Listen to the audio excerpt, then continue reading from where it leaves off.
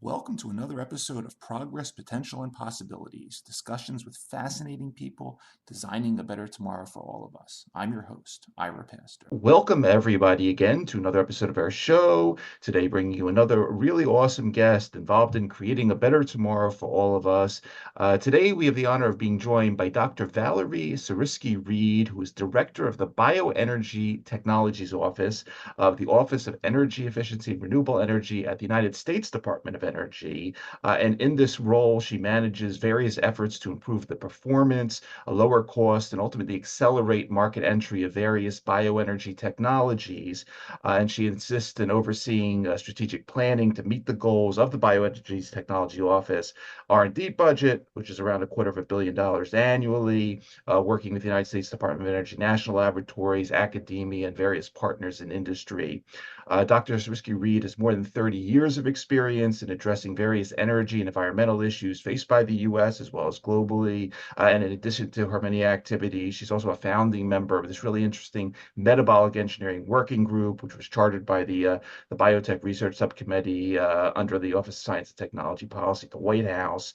Dr. Sarisky-Reed also spent 2 years during her career as the chief scientist at serving the chief scientist at the United States Department of Agriculture, ultimately helping to build bridges between those organizations in support of the various bioeconomy initiatives. She also served as acting director for the Energy Efficiency and Renewable Energies Wind Energy Technology Office there, enabling development of various programs bringing offshore wind to the United States. Dr. Sarisky-Reed holds a PhD in biochemistry from Georgetown. She's also a graduate of the United States Department of Commerce Senior Executive Service Career Development Program. And we're honored to have her with us. A lot of really great themes to get into today. Very excited about the episode. Dr. Valerie Sarisky-Reed, thank you so much for taking the time to come on our show today. Thank you so much for having me. It's great to talk. Absolutely. Absolutely. It's great having you.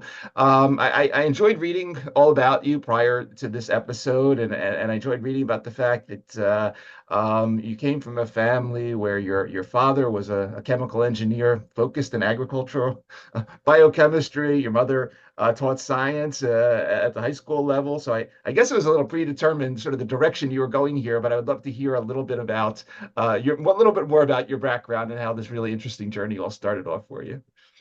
Oh, sure. I mean, we used to have the most interesting conversations at Thanksgiving dinner, as you could imagine.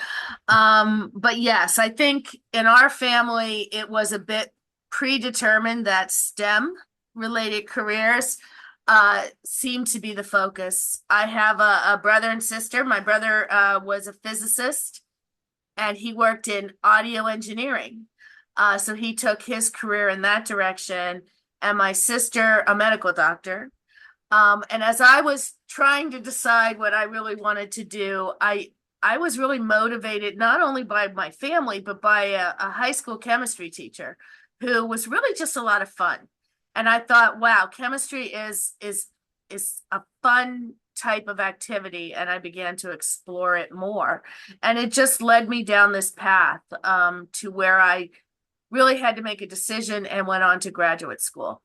So it was a combination of just being surrounded, I think, by STEM and why that's so important for young people to really feel comfortable in the space. I certainly did feel comfortable. Yeah, and I took a look at sort of a top level look at your dissertation, and while obviously your PhD is in biochemistry, a lot of the themes in your dissertation sort of from sort of looking at it from a top level here, sort of fall into, I guess, more like what we call synthetic biology today, because you were involved in, let's just put it, making organisms that normally make a lot of normal things, make a lot of not normal things, and doing things like, when I think of the sort of the extremophiles and other cool little organisms out there, whether it's breaking down certain metals or producing interesting bioproducts, and we'll be getting into that. Talk a little bit about this, a little bit about your dissertation, and then I think it'll flow nicely into my next point when we get into sort of what you were thinking about when you set up sort of the Metabolic Engineering Working Group. But take us to your Yeah, dissertation. no. So it's an interesting story. I was exploring. And that's what you do when you go to graduate school to a degree. You select the school and it brings you there for a variety of reasons. And I chose Georgetown, where I went to graduate school, one, because of the environment of being in Washington, D.C. It is really a vibrant city. And I felt like, wow, if you're going to do anything in life, it's going to happen in this city. And I think that was one thing that kind of motivated me to end up where I ended up. But let's go back to the beginning. I worked for Dr. David Yang in Georgetown University Chemistry Department. And our work was centered on what would be considered very fundamental, basic discovery type of biochemistry. So our grant came from NIH, of all places, not the Department of Energy or the type of work I do today. But we were really working to elucidate the structure and function of enzymes that attach amino acids to tRNA synthetases. I guess it doesn't really get much more basic than that. But it brought me to a place of understanding all of the tools that were available. You have to remember, this was 1990s. Yep. We didn't have half the tools, maybe even a fraction of the tools existed that we now have today. I feel like we were on the cutting edge. For anybody who's in biochemistry, PCR was a technique that had literally just been invented, and we were building our own PCR machines because they weren't available commercially. So that gives you kind of an idea that was a very hands-on training in understanding how to work with enzymes, microorganisms, and really come to solutions. In addition, it taught me a lot about modeling. And modeling is an incredibly important tool that drives research development and then eventual, demonstration into, viable products, which is something I now do today. But working in that space really gave me a sense of what was possible. But in addition, I was teaching, as many graduate students do, working in another laboratory to kind of support the fact that I was getting my degree at Georgetown. And I realized I was not meant for traditional postdoc and, the life of a researcher in a academic laboratory. I didn't know what I wanted at that point, but it really did tell me that I wanted to take these skills and this intuition I had for working in the sciences to do something with some sort of, tangible impact. And that was when I decided to take on an internship at the Department of Energy. So it was a deviation, if you will, from what a traditional researcher in an academic laboratory was doing and the work that I was doing. By the way, we did come up with the structure-function relationship for amino-acyl tRNA synthetases, and it was a very exciting kind of time in our lives when we were producing papers and publishing on the subject. But even then, I knew that I had to go on to do something that was a little bit different than that long term. But segueing from that, obviously you arrive at the Department of Energy, and you're sort of looking back at some of those papers, sort of at the turn of the millennia, some of these documents per the National Renewable Energy Laboratory. Your name starts showing up, connected to biofuels and bioenergy. And I'd love to just hear about, as we're sort of slowly but surely moving your way through the beginning of your career, what attracted you to bioenergy? I mean, actually grew up in a household where there was an agricultural biochemist, but what specifically sort of back then attracted you to bioenergy as opposed to any of the other really cool things that we've been profiling on the show that are happening at DOE? No, absolutely. Yes. Well, I didn't really know at the time how tight a connection I was going to make in this area. I was brought on as a summer intern with a background in cutting edge technology at the time for what was considered cutting edge, because they were establishing this new program around biomass and what the potential of biomass could have in the energy field, whether it was fuels or power or chemicals. And they didn't have somebody on board who could speak that language to decision makers. So they brought me on board to help define budgets, define rationale, talk about the potential, translate what the labs were doing to the Hill, for example, to policymakers who really needed to say, this is really going to be impactful, and here's why. So I spent a lot of my early time with the department talking about what the potential of biotechnology could be in this space. And that's when it began to really dawn on me that there is something here. This is something that I could have a meaningful impact with. Biotechnology as a tool is fantastic, but when you apply it to problems, and those problems can impact the lives of every American citizen in the fuels in their vehicles, or the power that drives their homes, that powers their homes, or even in chemicals that, as my father worked in, producing chemicals that would go on and make different products like plastics and polymers and fibers. That was really impactful. That was taking what I learned in that laboratory at Georgetown and applying it to a real life situation. We were a small office. There were only 4 of us. We had hardly any funds. And my role in that was to be able to work with the enzymes that were just coming out of the national lab and showing promise. These are the cellulase enzymes. At the time, they were used in detergents. They were used to stonewash jeans. So they were not really used for the purposes we wanted them to be used for, which was to fully degrade cellulosic biomass into the component sugars. Sugar is the key to a lot of the work that goes on in industrial biochemistry. And we wanted to get those sugars from sources other than food crops like corn, right? So we were getting sugar from corn. It was moving into various industrial uses, but we wanted to ensure sustainability. And we were looking at cellulose, which makes up the unused portion of much of the biomass, much of the crops out there. And we wanted to convert that to sugar. And the cellulases had that potential, but they needed to be engineered.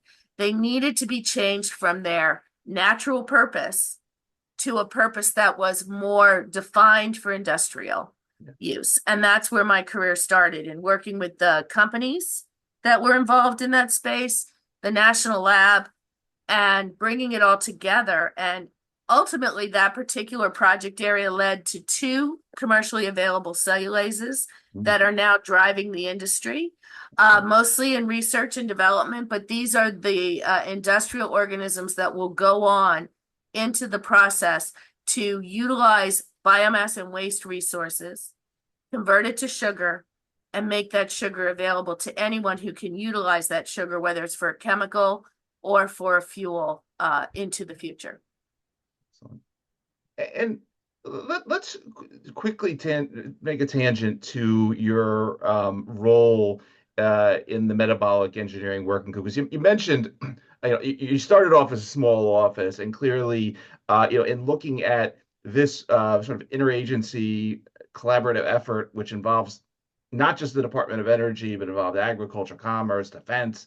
I guess everyone at the time realized, as you did, that hey, whether we're creating drought-resistant crops or interesting biofuels or bugs that we want to send out in space or whatever the case may be, they got to be able to do some of these metabolic tricks. We're going to throw them at biomass in a little bit in our discussion and make cool biofuels.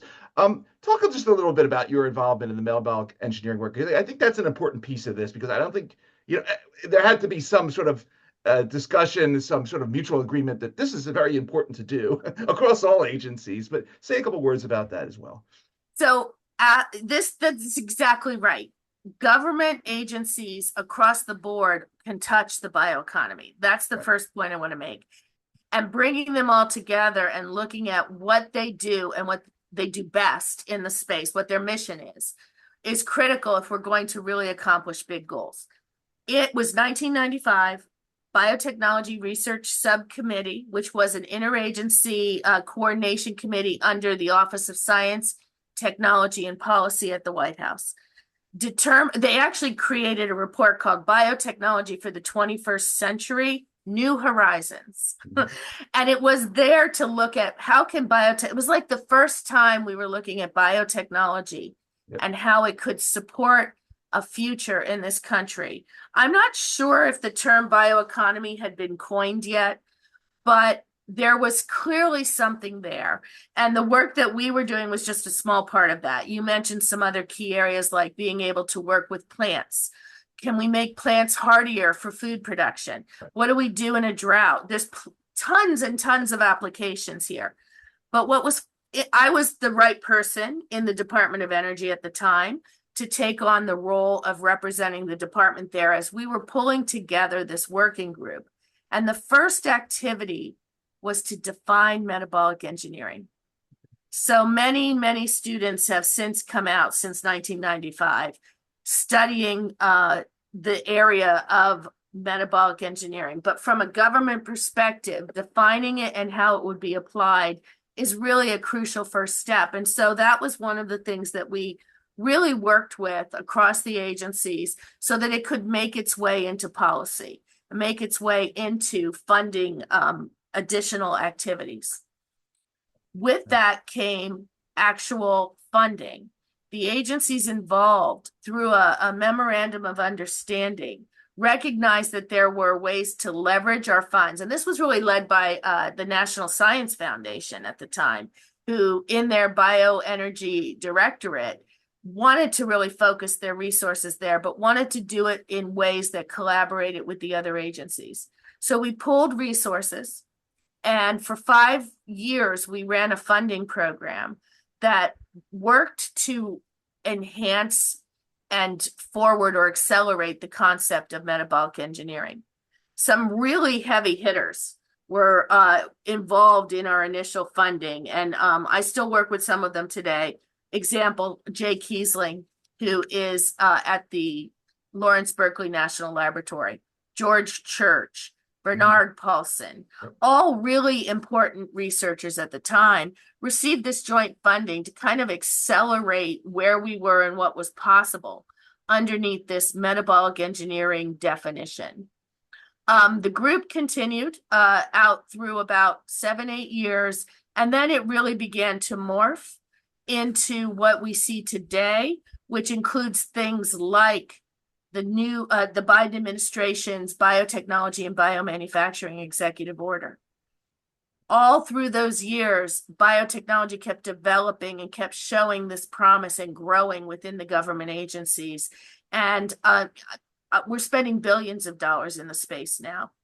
And while that working group has gone away, additional new activities have been spurred, like the National Bioeconomy Board, which was recently announced. And it brings the agencies together to really talk about how we can accelerate this concept of the bioeconomy and a domestic bioeconomy, taking advantage of what this country is capable of doing. And so it was a starting point to what I think is incredibly important work now going on across all of the departments.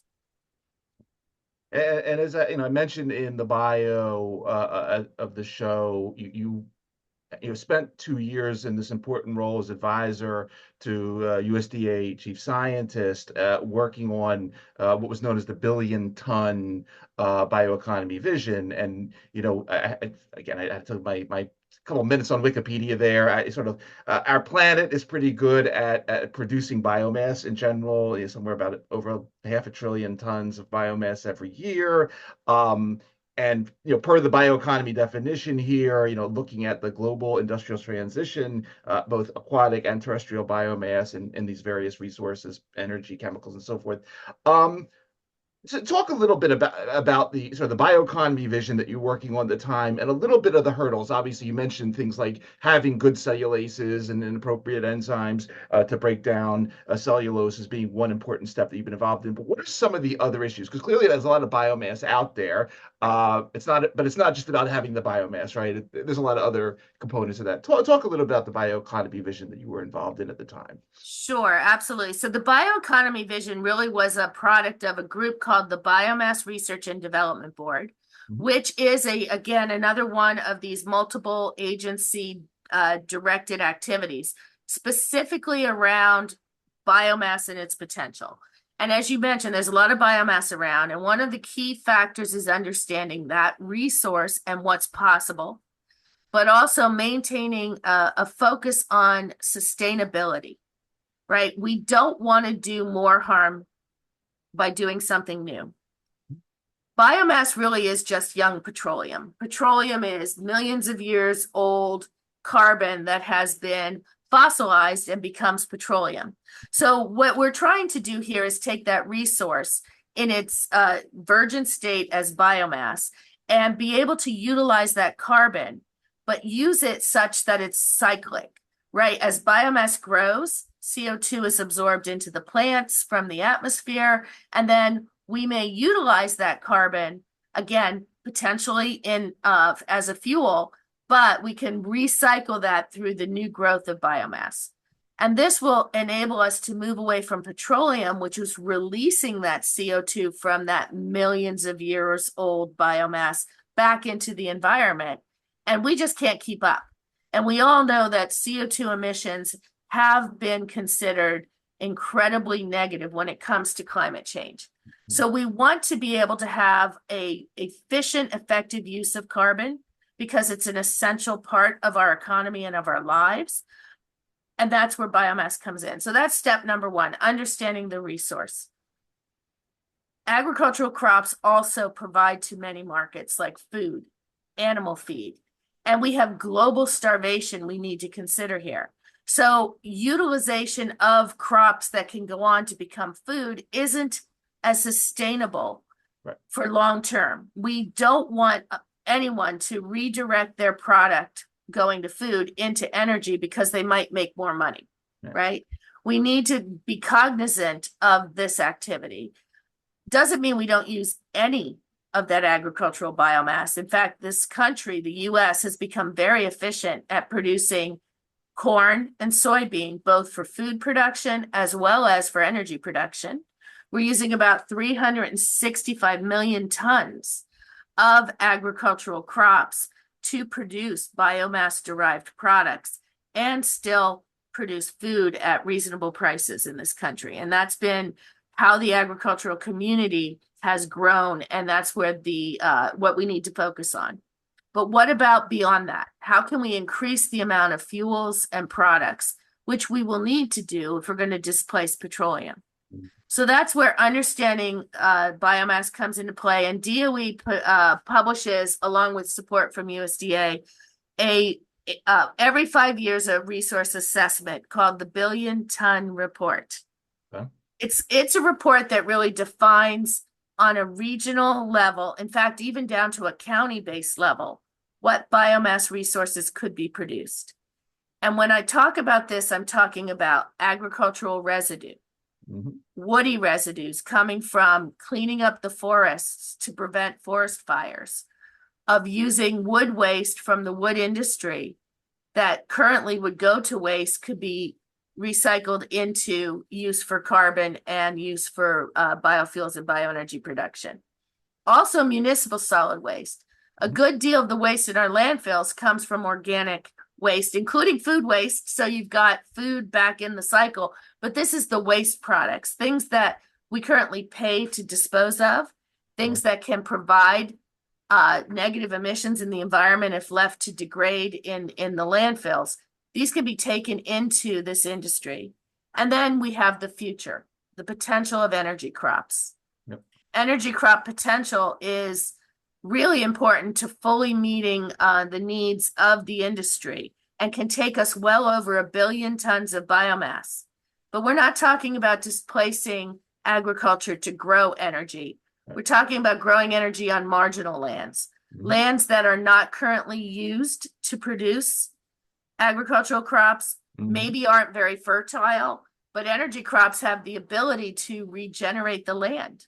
They have deep, long roots that can bring carbon, nitrogen, and other nutrients into the soil and help make it a viable source of economic gain, again, for the farmers. So we look at things like landscape design, where energy crops are woven into the landscape to help increase the economic potential of our rural land and those communities. And then there's the emerging feedstocks like algae or macroalgae or seaweed, which have the potential to grow offshore, but provide another source of biomass for energy production. And we're now looking at CO2 emissions from industry. Not a renewable source, but if we can capture that CO2, we can utilize it as another source of carbon in that cyclic sense that I talked about, preventing it from being emitted permanently into the atmosphere and allowing it to be reused as a source of carbon. So the billion-ton report really gets its arms around what's possible. But now the barrier, you asked about barriers. We're trying to displace an incredibly efficient industry, the petroleum-based fuels and basically energy industry. It is, in this country, we are so blessed for our energy to be low cost. That's not true across the globe. But in order for us to displace the negative impact of a petroleum industry, we need biomass and the bioenergy industry to be equally as inexpensive. And that's a really difficult hurdle. Bringing the technology costs down.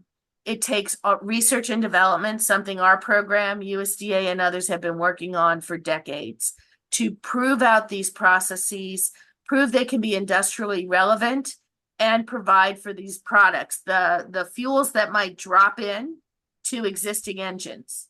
We're looking at green gasoline, renewable diesel, sustainable aviation fuel, all of which would come from biomass instead of petroleum, but have to meet the same regulations and standards of the existing fuel system. Work within the engines and reduce the overall greenhouse gas emissions coming from the process. It is possible. We can reduce these emissions 80% or more today and potentially get to net zero with additional research and development.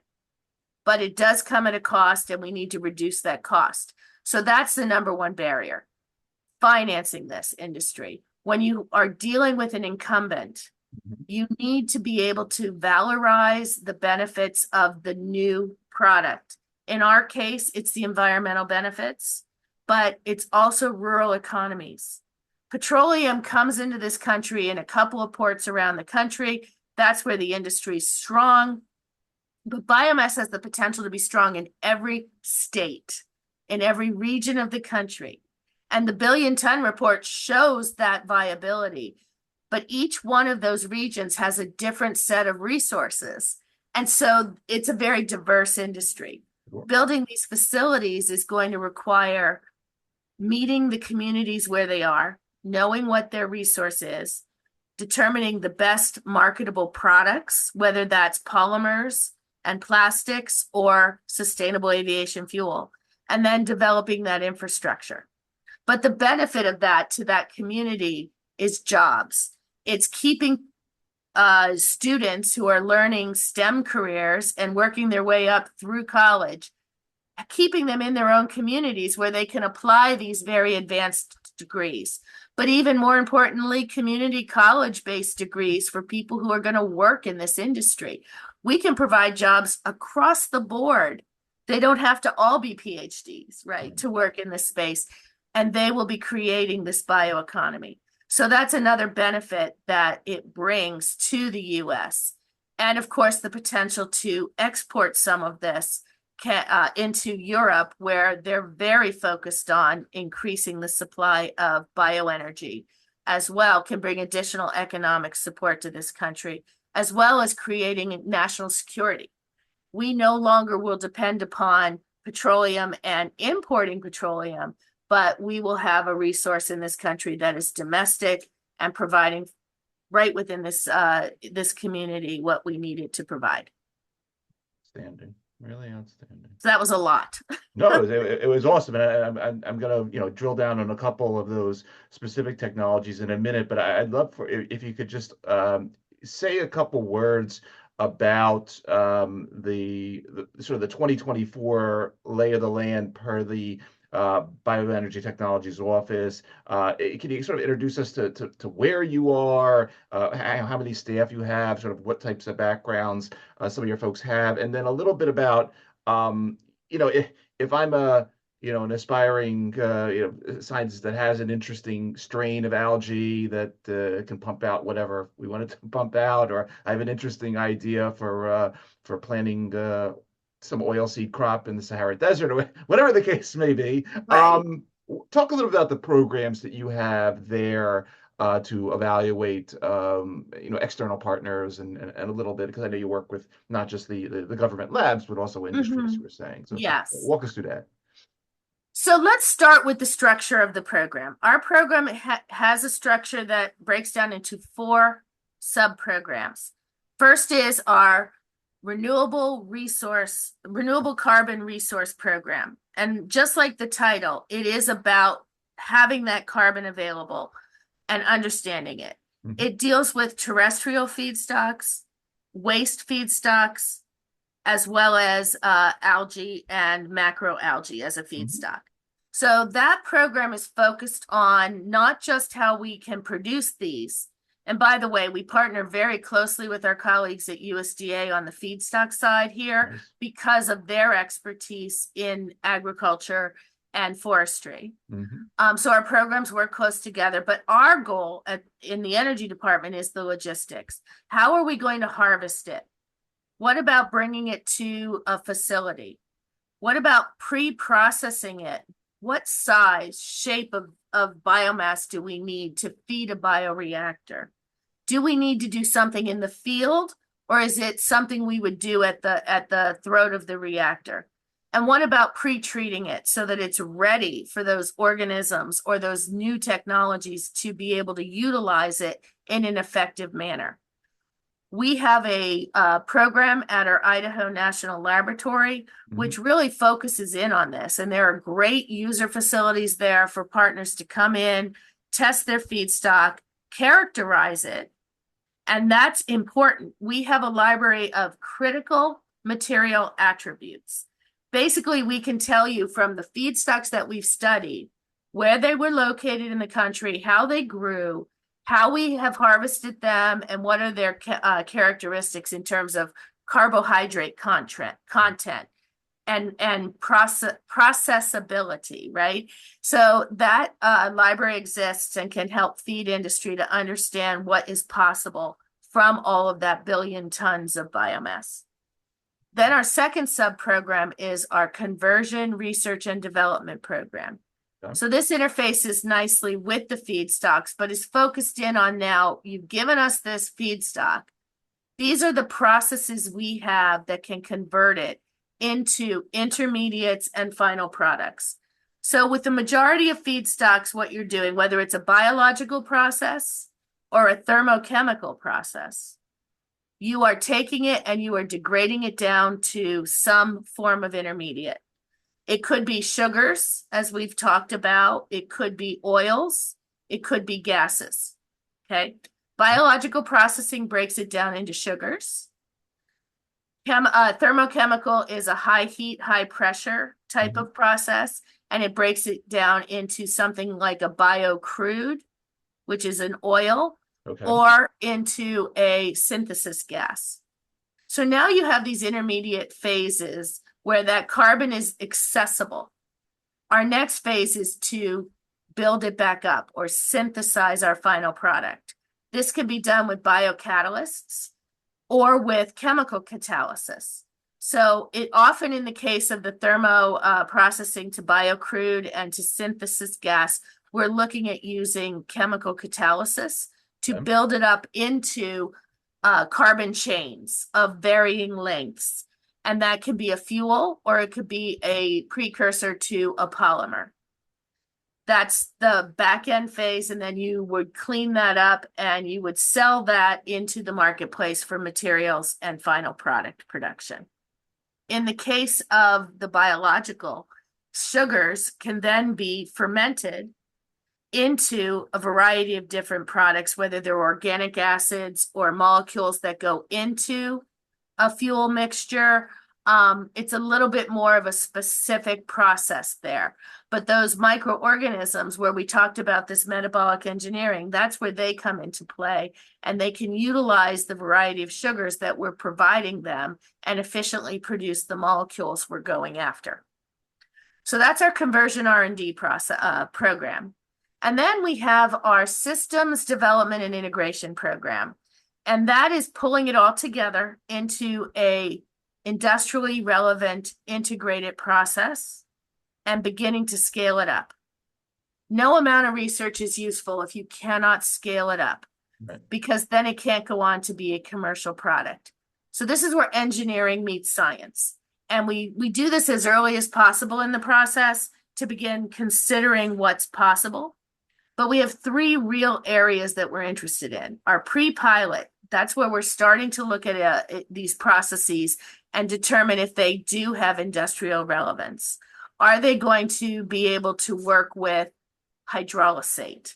So hydrolysate is that pre-treated stream, and it's probably not the cleanest stream. It has all sorts of contaminants in it. But on an industrial level, you don't want to have to clean it up because that costs money. So you want to minimize the amount of cleanup you need. So to become industrial relevant, you want to know that you can work with these real hydrolysate streams, not just that perfect environment that the laboratory bench scale scientist tends to work at. So that's the first phase. But then you move into integrated pilot. This is when you now have multiple steps and can show a process from feedstock in to product out. But it's just beginning to look at scaling. This costs $30–50 million to really develop into an integrated process, and a lot can happen along the way. So you want to have a feedback loop to your research and development. This is risky for industry. Industry's investing money in something that may not pay off. This is where you really determine the potential of payoff for full-scale demonstration. So the government agency, our program and others, provide that funding, usually 80–20%, 80% government risk, 20% industry risk. We want to make sure industry wants these technologies and invests in them, but we also know that the risk is great. So this is a space where we can determine what the future potential commercialization is. Awesome. And now the last step where we're involved is in demonstration. This is incredibly risky and expensive. You're building almost a full-scale facility, integrating all the processes, looking at the potential for this to go into something that the financial community is interested in, that can be financed as a commercial facility. It helps really finalize that engineering design phase and show industry what's possible. These facilities cost anywhere from $300 million to even $500, $600, $700 million. Huge investment.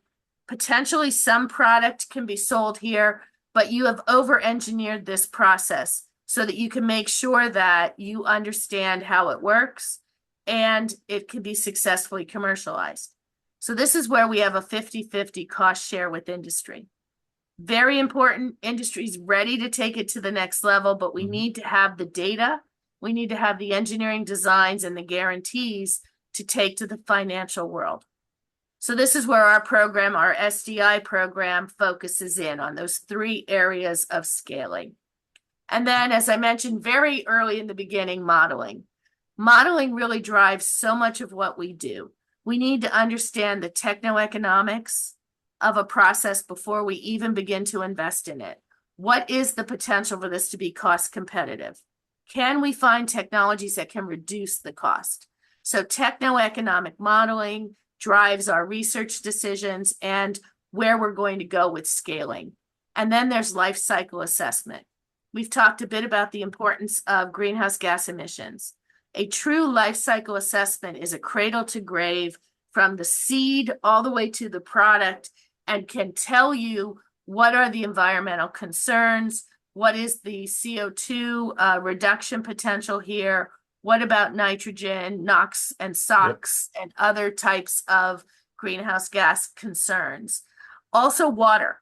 We're dealing with, biomass, and within biomass, you have water concerns, but also in industry in general, you need to understand the full life cycle of the use of really important resources like water and other sources of energy. So life cycle assessment is really important. So we have a data modeling and analysis effort, which brings those models to life, applies them to the technologies, improves them as we learn more. And these have become very important for policy makers who are looking to the models we've developed, like the GREET model, to evaluate the potential of incentive programs. So a lot of our modeling effort helps to support and inform policymakers as well. So those are the 4 areas of our program. And we work with researchers across the board in all 4 of them, as well as companies. You mentioned it. We do research at the national labs, and we work with 9 different national labs, all of them bringing really core capabilities to the problems we're trying to solve. We define the problems in our multi-year program plan, which is available on our website. And it gets its definitions from a variety of roadmaps, many of which take on the flavor of industry and the barriers industry's facing. So we work closely with industry to define what is it that we need to do, what are the barriers we're facing, and we develop our multi-year strategies from that. So those are important documents if you're interested in becoming involved in this space, to really understand and say, what are the capabilities that I bring to the table to help solve these problems? We get this insight through workshops that we hold every year in various topic areas. So our door is always open. We want people to come and talk to us about the latest and greatest invention and work that they're doing in this space. And then we develop workshops where we reach out to larger audiences to help us define what we need to do. Those workshops then often lead to external funding opportunities. We call them FOAs, or funding opportunity announcements. And this is where we put dollars out to encourage industry and academia to work with our national labs and to come together to help solve problems and bring these technologies to reality. And we have these opportunities in all of the spaces that I spoke about earlier. Most importantly, right now, we're working with our scale-up activities. We really want to get some successes out into the field so that we can encourage more work in this industry because of how important this is. Absolutely. Oh, absolutely. And I appreciate you going through all that. We will put the multi-year program plan link in the bio of the show as well, so everyone listening and watching can take a look at that.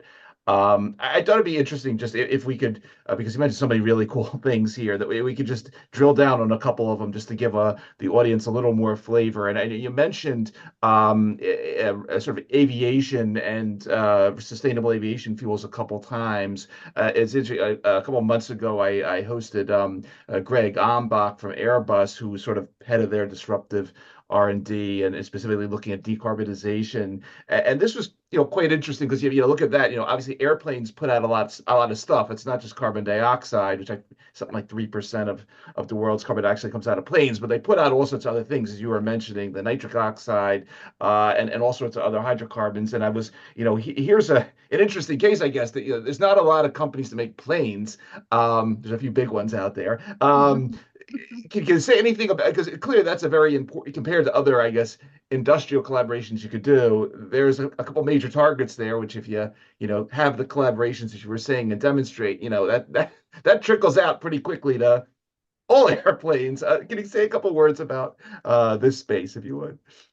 So absolutely. And this is a big area to cover. And I'm glad you mentioned Airbus, Boeing. These companies are really, really focused on decarbonization of aviation. In fact, the National Transportation Blueprint for Decarbonization is a product of multiple agencies, DOT, EPA, HUD, USDA, and others. And it is defining across all modes of transportation what technologies are available for decarbonization. And this is the kind of work the Energy Department is focused on.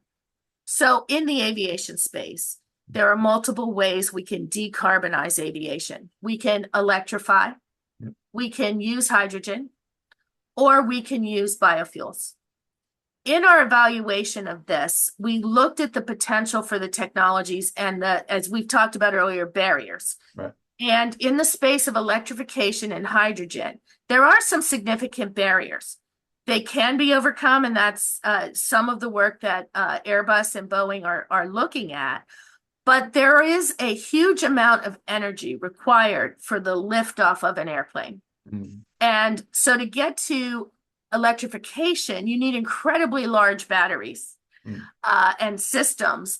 And because of that, the ratio of weight to the aircraft makes it very difficult for very large aircrafts that have to go long distances. So right now, looking at technologies that would reduce that battery size, it would take up a lot of the airplane space just to hold the batteries it would need. And then all that energy to get that off the ground and trap. So right now, it's not a immediate solution for the majority of aircrafts that are larger, carry people, go long distances. But it has some potential on a regional level, the smaller aircraft. Got it. Same with hydrogen. Hydrogen as a fuel is incredibly light, and petroleum is dense. So the engines that are using Jet A fuel today have a dense supply of fuel, and the engine space it needs is very small. But if you look at hydrogen, the amount of hydrogen it would need, would take up the majority of the aircraft volume if we were to use it today in order to have enough hydrogen for that aircraft. But there are technologies and fuel cells that can be developed in that space. And again, looking at that, smaller aircraft, shorter distances. Got it. But through the National Transportation Blueprint and the Sustainable Aviation Fuel Grand Challenge, which I'll talk about in a minute, we have determined that the best solution for these long distance aircrafts carrying large loads, whether it's goods and services that are being delivered or people, is sustainable aviation fuel. Okay. That is a liquid transportation fuel produced from all the biomass I talked about earlier that meets a certain set of criteria established by ASTM standards as well as international standards for jet fuel, and is 50% lower in greenhouse gases than petroleum.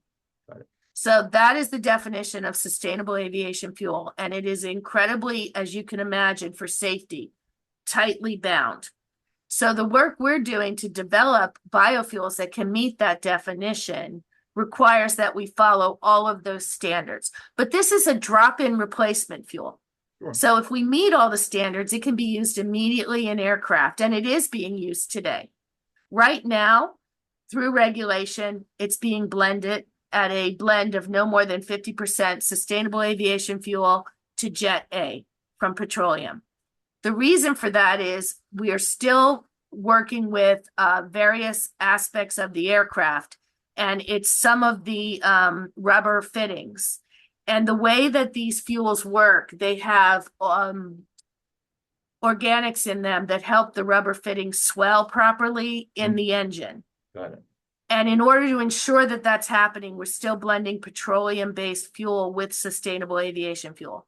But we are working on molecules that can displace that, so we can go to 100% aviation fuel as a sustainable aviation fuel as a drop-in replacement. Now, cost again is the factor here.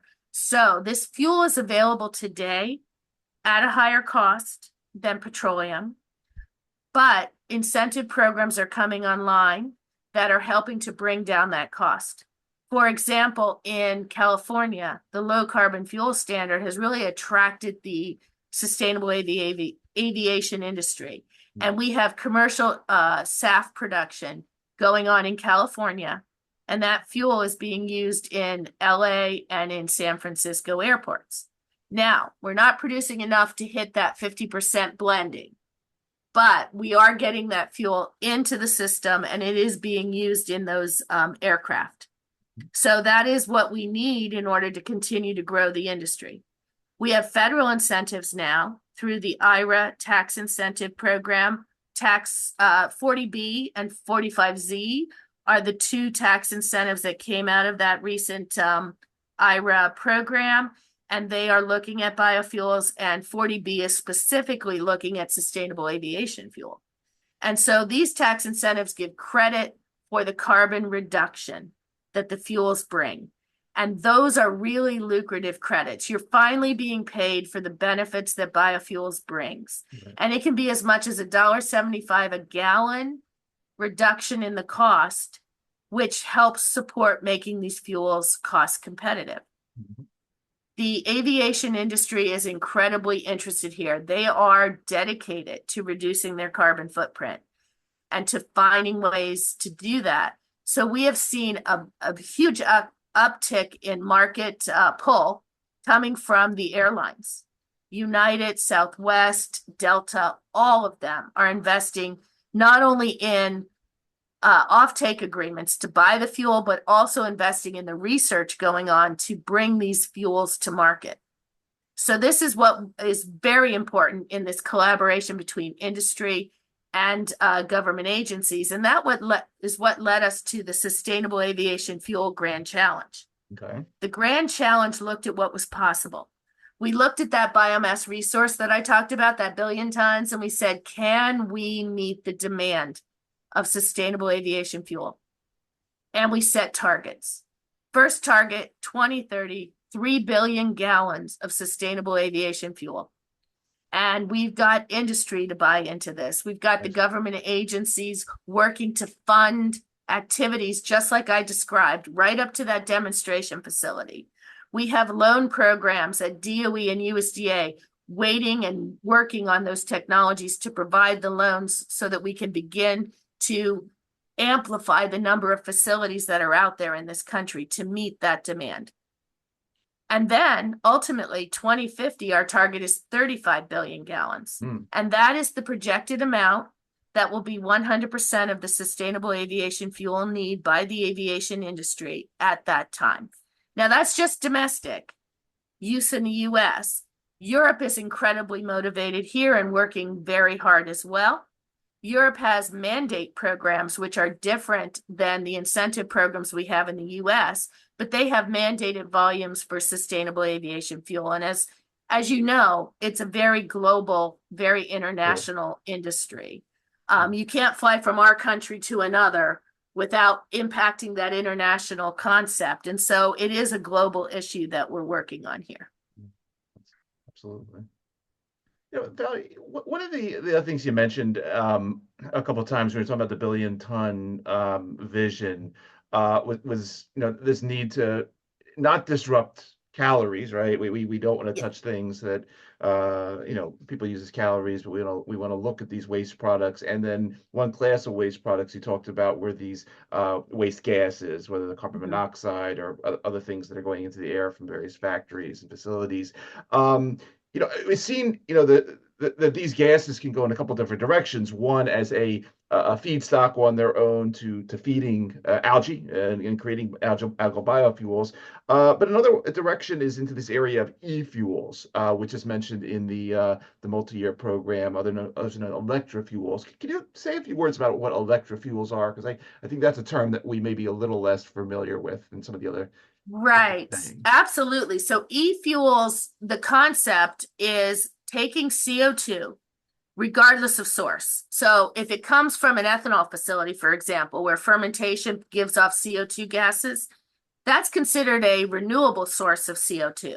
But let's say it comes from a steel mill Steel mill and the energy provided there also gives off CO2 gases, but those are coming from a source of fossil. In either case, you're talking about CO2 that we don't want to escape to the atmosphere. Yeah.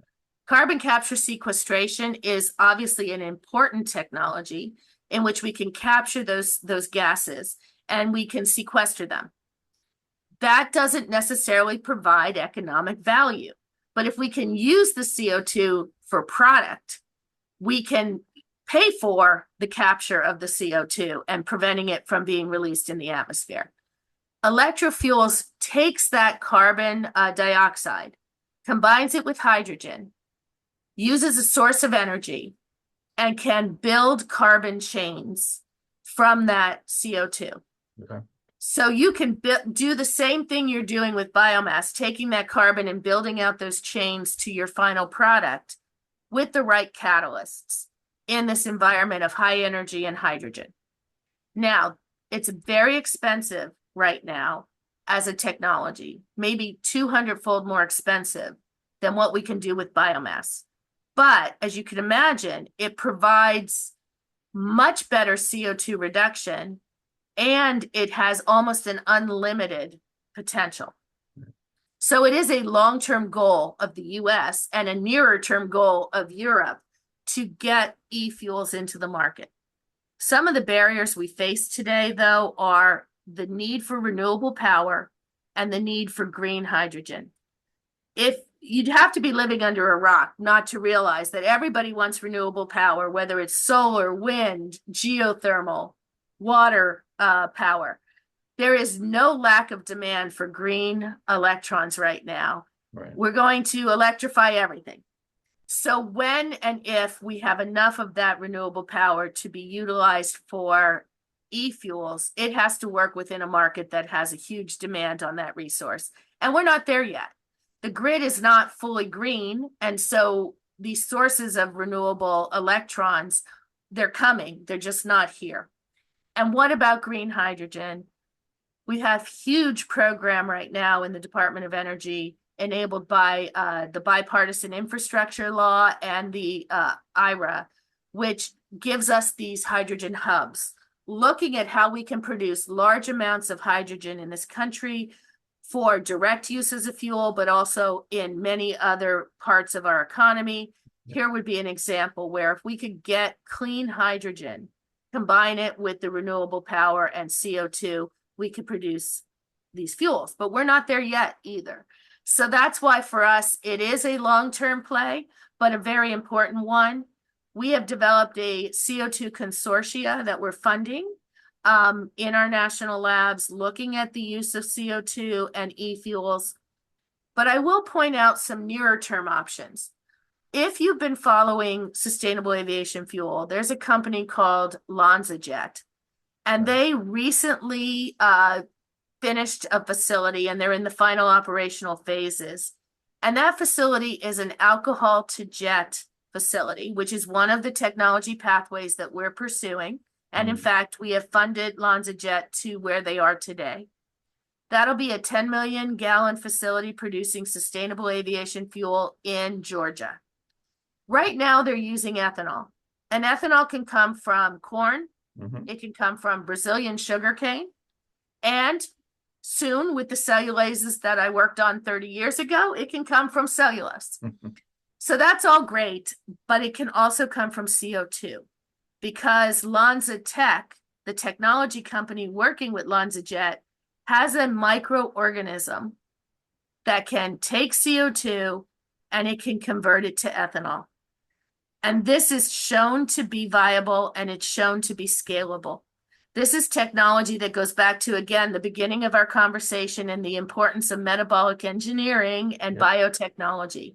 And they have, we have work going on with them, as do other agencies, funding the scale up of those microorganisms and that process to produce ethanol from CO2. And that doesn't need as much of that renewable power. It needs power, it needs hydrogen, but it is a easier hurdle because of the organism. And so it is our hope that we'll see that technology come online in the next 10 years or so as a commercially viable technology. and we'll be able to begin to use that CO2 to produce these fuels. And there are other companies who are working on similar types of technologies. So it is a huge space Sure. To get into. Yeah, it's great to see it all. I mean, I followed it, over the last couple decades just because I'm personally interested in it, but to see it scaling up at this level is, it's really inspiring. And again, thinking of some of these longer term, whether it's the green hydrogen or the electrofuels, you got to have them in the portfolio. So it's awesome that, you're focused on that as well.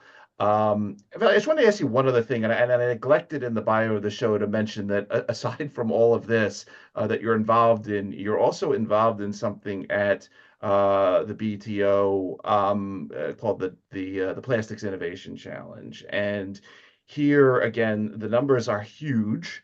8+ billion tons of plastic in the world. About 6 billion of that is just trash floating around somewhere in the oceans, and we're making something like 500 million tons more every year. Could you say a couple words? Because clearly, that plastic comes from these same Right. resources. Can you say a couple words about what you think about when you think about plastics at the BITO, and a little bit about the Plastics Innovation Challenge and all that? Right. So plastics, clearly there are plastics that can be recycled, and those are. But then there are all these what we call single-use plastics. Most of them are involved in like the food industry, the Sure. wrappers on your food straws, Right. and we don't want them to get out into the atmosphere, but there's no economic reason for recycling them right now because of the difficulty in collecting them, recycling them, and finding useful products for that recycling. BETO, the Bioenergy Technologies Office, has built up a lot of capabilities in the deconstruction of biomass. That is breaking down those celluloses into sugars, or, being able to bring it back down to chemical starting points. That technology is incredibly important when you think about plastics, which are polymers built up from carbon chains. Right. If we can degrade those polymers back to their original carbon form, it's advanced recycling. It's not taking it and just cleaning it up and making it into a new bottle or something like that, where you lose a little bit of the quality of the plastic with each recycling step. Mm-hmm. We're talking about breaking it down into the existing chemicals and building it back up into something brand new. And that means you can build it up into high value products, whether it's the same polymer it was before or additional high value uses. So working with our advanced materials and manufacturing technology office here, which are focused in on industrial processes and making them more efficient and more effective, we have created a consortia looking at plastics. It's called the Bottle Consortia, and bottle stands for something exciting, but it's about plastics and learning how to deconstruct them, learning how to construct new polymers that are better from that carbon resource, and then ultimately being able to also create bio-based plastics from the learning within this consortia. We can become performance enhanced once we understand all of that. And what does that mean? We can create plastics that might be recyclable on demand. Think about being able to build a trigger into the plastic that when it's in the right environment, it is much easier, much less energy intense to recycle.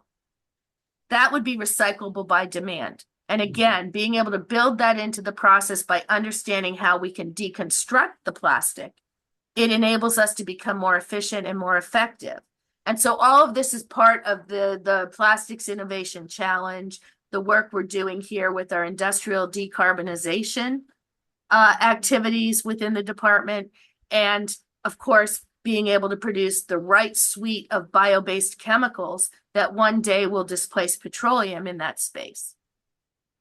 So it's awesome. It's again, it's amazing to see how far your group has brought this. And again, I come out of the pharmaceutical industry, and I know the sort of the 20-year time scale from having a compound to getting something to a patient. And here again, it's just wonderful seeing a lot of these technologies that we heard about a couple decades ago at the bench, and now hearing you talk about billions of gallons and major industrial partnerships and all this new potential economic activity. Really very inspiring stuff, Valerie. It's I could go on for a couple hours just asking you questions, but I realize you have a lot of other important things to do. But I just really enjoy hearing this story, and really wishing you and the team the best with all of this as you continue to move these bioenergy products forward. Obviously, bioplastics as well. Really, really great stuff.